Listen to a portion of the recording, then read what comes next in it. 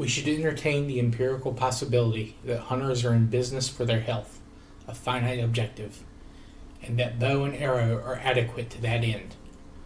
Marshall Solins. Welcome to episode 10 of Warfare, Advancement, and Revisionism. My name is Preston Floyd, and as always, I am your host. So, here we are at the first episode to kind of view Earth at 10,000 BC. There are a couple things I want to mention that I forgot in the last episode or didn't elaborate on. So C.J. Thompson is short for Christian Jørgensen Thompson, and he was head of the Danish National Museum between 1825 and 1865 when he died in office. I think I said in the previous episode that he was there until like 1870. No, he had been dead for 5 years at that point. And again, this is the man that kind of came up with our current 3 ages system of like prehistory: stone, stone, bronze, and iron. I should also mention that he did take other factors into account when he was dating objects and not just material type. He did take things like artistic style or manufacturer, but the main factor was the material. Now, before we begin, there is one thing I should make note of at the outset of what is kind of part 2 of this project. And that is that there is still no written record of events or people that we are aware of, but there are more examples of artifacts, and they're much more recent, at least when it comes to archaeological and geological timeframes. We will still be guessing and filling in gaps of our knowledge with supposition, but these will be backed up by more evidence. That said, please remember that neither language nor artifacts have evidence of monoculture or races in and of themselves. I will be doing my best to be as inclusive as possible, but I will miss many groups, and this is not intentional at all.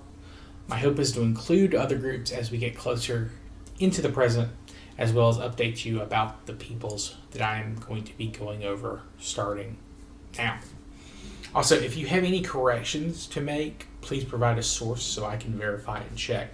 This is kind of a hard area to go over in terms of history, so I probably will make some mistakes, but if I find anything in the future, I do plan on having some episodes maybe go back and dealing with new developments. Now, to start off this phase of the podcast, we're going back to Africa. We have checked in a couple of times after Homo sapiens had left the continent successfully to show inventions or evidence of what we were capable of creating when there were milestones to list. But now we're going to try and focus on the actual people that remained and what factors they were dealing with now that the Holocene period has begun, which is the current period that we're still in. Now I'm going to try to be as clear as possible when it comes to talking about these people and give caveats here at the outset, and I will be refreshing these again in the future as needed. Africa is a diverse part of the world, then as now. Ethnicity and linguistics are important when discussing these groups, especially because it isn't important to them. There are some groups that may speak languages that are extremely similar in the same family, but who are not related all that much to each other, at least genetically. And there are groups that may be more closely related but speak entirely different tongues. This state of affair isn't new and isn't even unique to Africa. It's a common feature of tribal societies that live next to each other. Hell, it's still a feature in modern states as well, even if we don't think of these things as being the same or think of them as being more complicated somehow in the modern world. Another factor that I need to address is that there is no writing from this time frame anywhere in the world, at least as far as we know. We haven't found any proto-scriptures. We still just have art. How then can we differentiate and explore the different groups of this time and place? Well, we have the archaeological evidence, and as we're closer in time, we have more of it to work with. We also have linguistic studies and the oral and mythological stories of the areas that we're going to be going over to go by.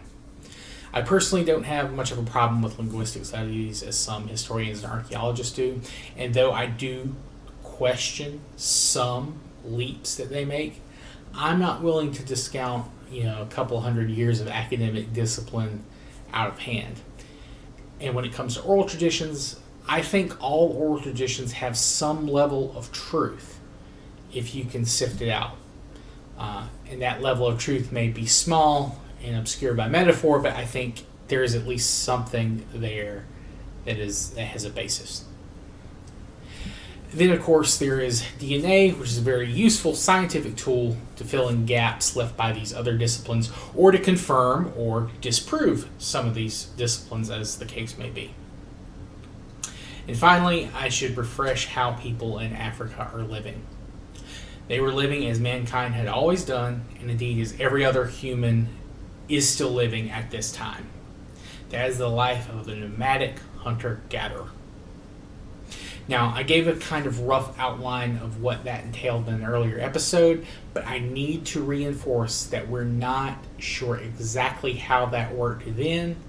And while modern anthropologists have studied peoples that live that lifestyle into the modern times, it is important to remember that these people have had contact with sedentary agricultural and industrial societies, and this has affected them in ways we cannot fully categorize or understand. Another major factor when it comes to this lifestyle is the environment. As we talked about, especially in the previous couple of episodes, Africa has been largely isolated from the worst effects of the Ice Age and probably saw less megafauna die off overall, or at least more slowly than the rest of the world, which means the people there would be less affected by the climate. And I'm going to go into more detail on that front as needed. So all that said, let's kind of get down to the people this episode is going to focus on. And I think it's fitting to go back where we did those some odd 300,000 years ago, East Africa and South Africa. We will start with the ancestors of the modern-day Khoisan peoples. These people's ancestors inhabited southeastern and southern Africa, and even parts of the Kalahari Desert in the southwest. And when I say peoples, I mean peoples. This is a blanket term used to describe a number of different ethnic groups that have lived traditional pre-agricultural lifestyles into this very day. Some of these groups don't share a dialect or a language, much less a recent common ancestry. What gets them all kind of grouped and lumped together today is that they have a traditional way of life that is dying out for a number of reasons: colonialism, industrialization, climate change, just, political tensions, the whole nine yards, resource management, everything. The name and the other factor that gets them lumped together is that all of their languages use click consonants. The name is a combination of Khoi and San. And I haven't been able to confirm for the modern Khoi groups, but the San prefer to be referred to by the name of the specific tribal group they belong to, at least when you're speaking to them directly. But I know a lot of advocacy groups, they still use the phrase Khoisan or just the San, just when referring to those specific people.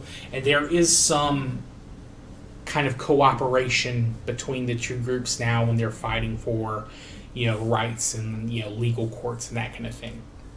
But that said, the Khoi groups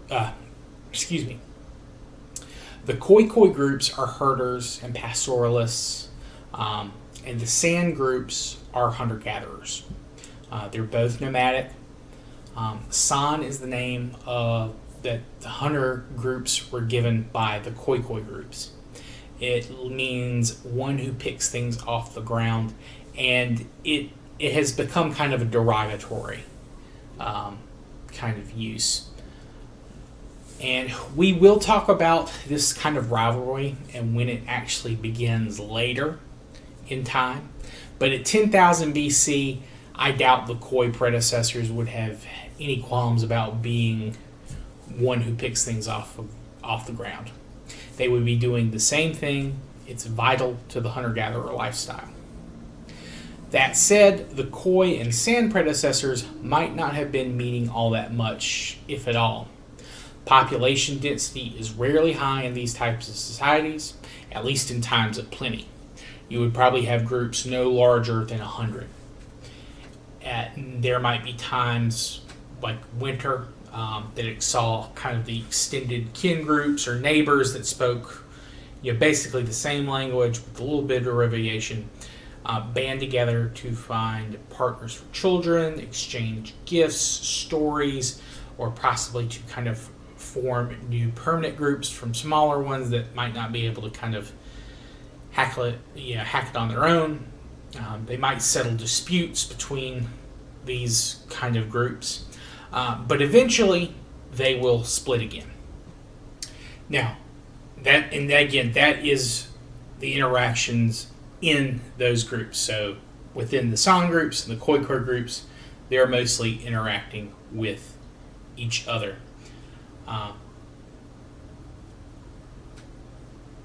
And it's possible that they did interact with each other, but that possibility is going to be limited to small disputes or maybe trade along the fringes of their traditional territories and kind of hunting grounds. The Khoi were probably taking more of the eastern half of the south, with the San groups more focused in the central and western sections. And later developments will cause this to change. We'll get into that in future episodes, and I'll point that out, when the time comes. Still, you might expect, because of the clique inclusions in their language and relative closeness, that they all sprung up from the same ancestor group or language family. Well, in 10,000 BC, they did share a common ancestor, somewhere between 178 and 128,000 years prior. But any interbreeding between the two groups would be limited until later events forced them closer together. As for language, most linguists say that these various groups have been using click consonants in one form or another for tens of thousands of years. And these clicks are not flourishes to their language, and they are as essential to their speech as, A, B, C, D are to ours. These clicks can differentiate words the same way we would use consonants to change top to hop to pop, and so on. Now, I hear you ask, if they all share this feature, then surely they must all be related. Well, according to most modern linguists, no, they aren't. Initially, it was believed that they were, when Europeans first came into contact with these groups in South Africa. But as more people have dived into their study and linguistics has kind of progressed, it's been seen that there is actually no way to truly connect them to one another in the same way as you could in other language families.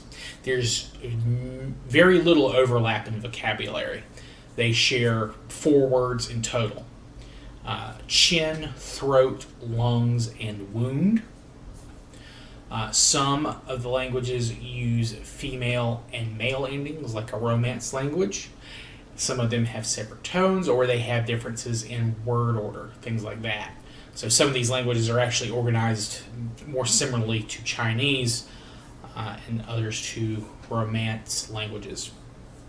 And I want to be clear that that is just an example of what they're similar to.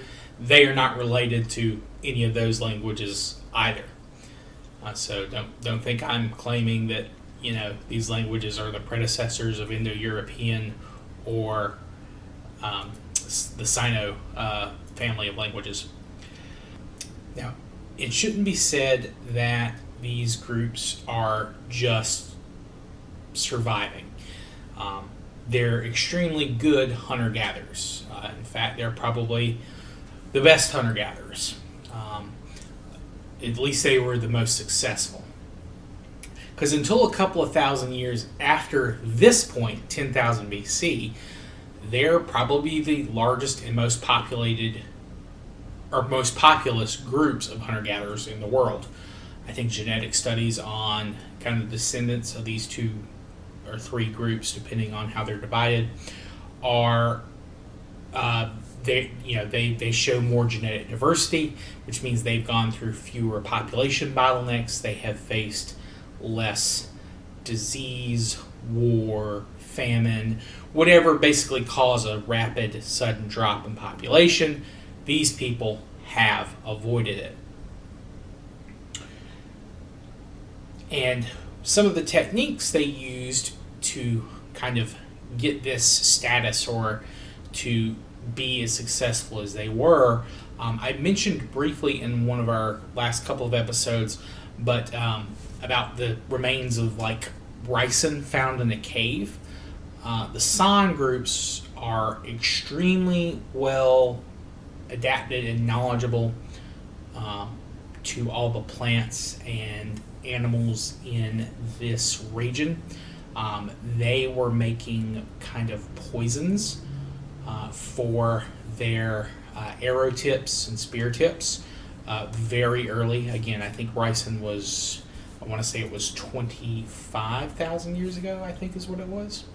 No, 24 is what I have in my notes. But again, my theory, we're not finding the exact oldest item of a specific find like this. So, at least 24,000 years ago is the estimate. They may have been doing it earlier, probably were. In fact, that ricin applicator they found was in the Limbombo Mountains, the same place that one of those supposed tally stick bones, specifically, of course, the Limbombo bone. And that's the one that is the oldest, the one between 44 and 43,000 years ago. And that's the one, again, I don't think is quite as definitive as a number system as the Shango bone is, but I do think, it was definitely used for some type of tally stick. So these people definitely, they're extremely knowledgeable of their environment. They use castor beans and flowers to create kind of this early version of ricin. They also use, I forget the name of the fly, but they will take that fly larva's, cut off their heads and use the blood to kind of coat the arrows. And this allows them to, hunt smarter, not harder. Essentially, all they need to do is kind of nick an animal with one of these things and just need to wait it out. And because of that, they've become, again, I think in general, humans were probably much better trackers in general. I think everyone probably had an ability. But in their environment, at least, these early peoples would, they'd probably be able to do the same thing that their modern descendants could do, follow tracks based on an individual animal. They can tell if an animal's heavier or lighter. They know which animal they hit. They just follow along slowly. Just take it easy. But once they hit something, they just have to follow along. Just not even close. They can just follow the tracks, take the animal, where it's following. The only thing I think they'd probably have to worry about was, if they ran into another, predator along the way, or if they got there before they did, or if maybe another human group got lucky and got there soon. Yeah, so again, just to kind of reiterate, they're just extremely talented and intelligent hunters. And I would like to go kind of into their kind of religious beliefs. I know I've kind of done that with those caves in the southern parts of Europe. The San are making their own paintings. They are doing more, I think, open air paintings, like in the light. They have really nice rock carvings. They have things like giraffes and other things that they'd be hunting. And of course, they even have representations of humans. They're not extremely detailed because their canvas is what they're working on is not quite, necessarily as large. But their humans are more figures, like stick figures. But they have, identifiable weapons and items that they carry. And the animals, they typically, it seems like the animals are more detailed than the humans. Which I'm not sure what that says. I know there are several theories about it, but personally I don't feel strongly about any of them, one way or the other. But this episode is a little bit, it's about 20 minutes or so. I should go ahead and call it here, I think. Next time we'll kind of go into what I kind of want to talk about their kind of their religious beliefs, but the problem with that is, so what we know from these people, all of their kind of mythology and like oral traditions all come from today's Khoisan groups, and that's not necessarily a bad thing. I'm sure that they've carried on some of their traditions, but they have been heavily influenced by both Muslim and Christians moving into the region, moving into the regions where they were. So they do have, they have had influence on that end. But I'm kind of see what I can find for the next one, and then just maybe go into kind of a brief and kind of point out what may be, I guess, what they kind of picked up from these other groups. But yeah, and then that will be the end of the Khoisan groups, and then we'll kind of go into Central Africa, and I guess Central, kind of the more middle and then northern part of East Africa after that, and then we're going to go into West Africa and then North Africa, which the Sahara at this point is going to be green again. But again, that's a couple episodes down the line. The next episode, again, I think we're going to do we're going to finish up the Khoisan predecessors. Then we'll introduce the Central and more Center-East African groups. And then those will probably be a couple episodes for those peoples, and then we'll kind of move on from there. But that being said, there will not be a new episode next week. That is Easter Sunday. I'm going to take kind of that off. I'll be traveling. And I could do the episode to kind of record it, but it's not going to be... I just... I haven't missed one so far since I've started the show. It's just going to... But anyway, I'm planning on just doing a little bit more that weekend. So I'm just going to take it easy that week, and then I'll come back refreshed, and probably actually might do a couple episodes. I may finish this section up and then do a bonus episode at the same time. I'm going to hold off on reviewing 10,000 BC, but I do need to do Alpha because we've already passed that kind of in the timeline. So I need to get that one out sooner rather than later. So probably I'm definitely taking next weekend off, but the week after, we might have 2 episodes. I don't know. We'll see. But I'd like to thank everyone for listening. I hope you've enjoyed this episode.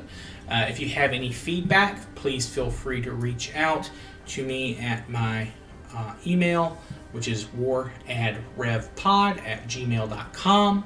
I'm also available via DMs on Twitter, which I will include the link in the episode description for that. Yeah, but again, thank you all, and I hope you continue listening and enjoying.